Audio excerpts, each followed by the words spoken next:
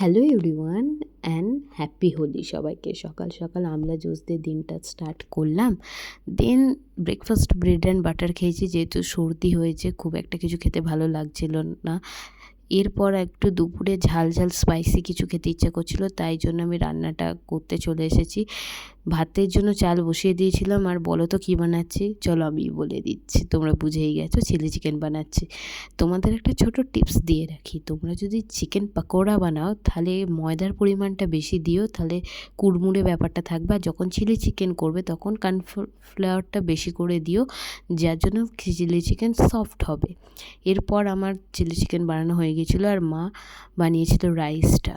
তারপর ভালোভাবে আজকে লাঞ্চটা করেছি।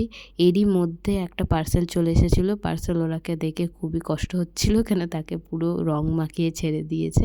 আমি এবারে রং খেলিনি, যেহেতু শরীরটা খারাপ ছিল, তার জন্য ঠান্ডা লেগে যাবে আরও বেশি। এরপর মা সন্ধ্যেবেলা মুরগি, মট আর ফুড কড়াই দিয়েছিল। ছোটোবেলায় না খুব ভালো লাগতো বিভিন্ন রঙের মট দেখতাম, আর সেটাকে বলে রাখতাম যে এই পাখিটা আমি খাবো বা এই বাড়িটা আমি খাবো। এখন আর সেরকম হয় কোথায়।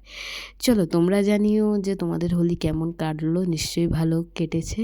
চলো আজকের ব্লগে এটুকু, চলো টাটা। লাইক শেয়ার সাবস্ক্রাইব অবশ্যই করে দিও।